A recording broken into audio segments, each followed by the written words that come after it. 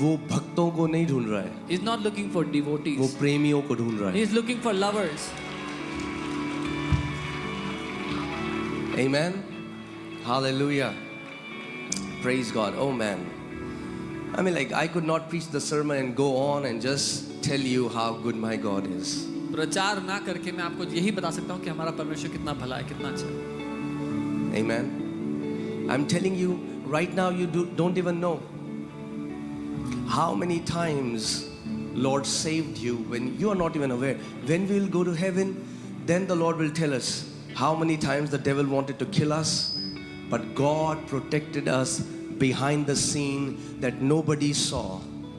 And that day, you'll be like, wow, Lord, you're awesome. अभी आप जानते भी नहीं कि कितनी दफा प्रभु ने आपको पर्दे के पीछे से सुरक्षित रखा. जब शैतान आपको नुकसान पहुंचाना चाहता था, मारना चाहता था, उसने कितनी दफा आपको बचाया. जब एक दिन आप उससे मिलोगे तब जान पाओगे, रखोगे, वाह प्रभु. Amen. So never let that tenderness, that sensitivity to go away, where you become numb because you have become used to a church service. तो कभी भी वो जो नरमपन है आपके दिल में उसके प्रति, उसको खोए ना, उसको कभी अपने दिल से गवाए ना, क्योंकि आपको चर्च की आदत पड़ गई है सभा में आने की. Amen. Sometimes we can get into the routine because we know what a church looks like. They're going to sing some songs, then somebody will come, share a word, that somebody will say they are healed, then we'll eat rajma rice, then we'll go home. कई बार हमें church की आदत हो जाती है कि अच्छा हमें पता है क्या होगा, वहाँ जाएंगे, कुछ लोग कुछ गाने गाएंगे, फिर कोई आके कुछ वचन देगा, फिर कोई अपनी गवाही बताएगा कि वो कैसे ठीक हो गया, फिर हम जाके राजमा चावल खाएंगे साथ में. No. नहीं. You can be in the midst of thousands here, आप हजारों के बीच में यहाँ होते हुए भी, yet God will talk to you as if you're the only person here. प्रभु आपसे इस रीति से बात करेगा जैसे एकमात्र आप खड़े हुए हैं यहाँ पे. Amen. That's my God. ये है मेरा परमेश्वर. Even though He's the God of all flesh, हालांकि वो सारी जातियों का परमेश्वर है. He is my Father. वो मेरा पिता He है. is your Father. वो आपका पिता है. He is my beloved Abba. He's my daddy. He's your daddy. वो मेरा प्रिय पापा है, वो आपका प्रिय पापा है. Amen. Hallelujah. Okay, so the reason I made you stand was जिस कारण से मैंने आपको खड़ा किया था वो ये है, so that you lose some weight. ताकि थोड़ा वजन कम हो I'm जाए. just kidding. Okay, we will have a new, what do we say, tagline for the church, keeping you spiritually and physically fit. Church के लिए एक नई टैगलाइन रखेंगे कि आपको आत्मिक और शारीरिक रूप से फिट रखना है. You know, in the Old Testament, priests were told to offer fat to the Lord. पुरानी वाचा में याजकों को कहा गया था कि परमेश्वर को चर्बी चढ़ानी है. I think many people are offering tithes, but they are not offering their fat to the Lord. बहुत से लोग अपना दशमांश तो प्रभु को दे रहे हैं, पर अपनी चर्बी नहीं चढ़ा रहे प्रभु को. Okay, I can feel some invisible spears coming my way. कुछ अदृश्य भाले आते महसूस हो रहे हैं. Okay, hallelujah. Amen. Isn't it good to be alive? क्या ये अद्भुत नहीं है कि हम जीवित हैं? Isn't it good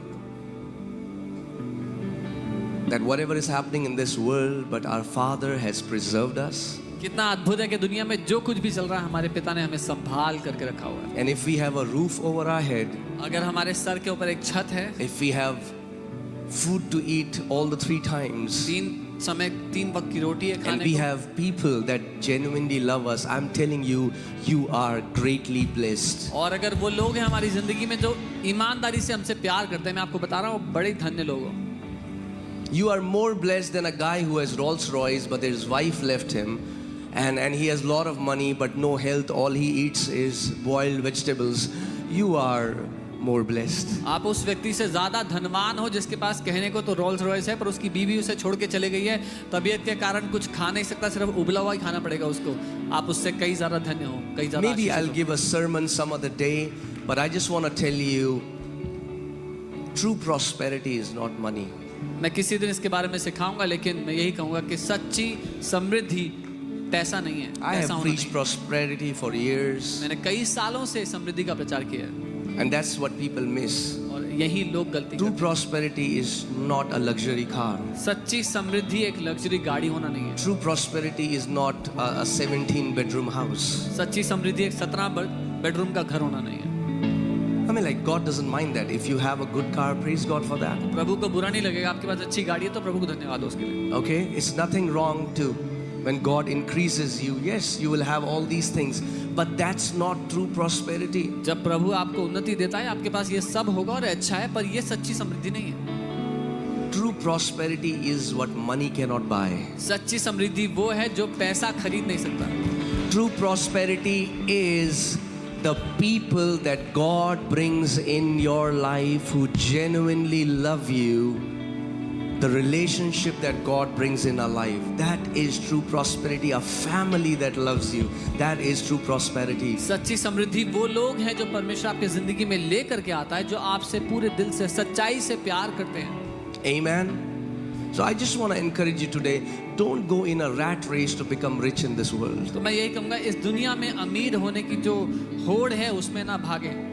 That you are doing overtime, double shifts to just make some few extra 1,000 rupees. Over time कर रहे हो, डबल शिफ्ट कर रहे हो कि कुछ हजार फालतू कमा लोगे। No. नहीं, The Bible says, बाइबल कहती है the blessing of the Lord makes one rich. परमेश्वर की आशीष एक व्यक्ति को धनवान बना देती है। Amen.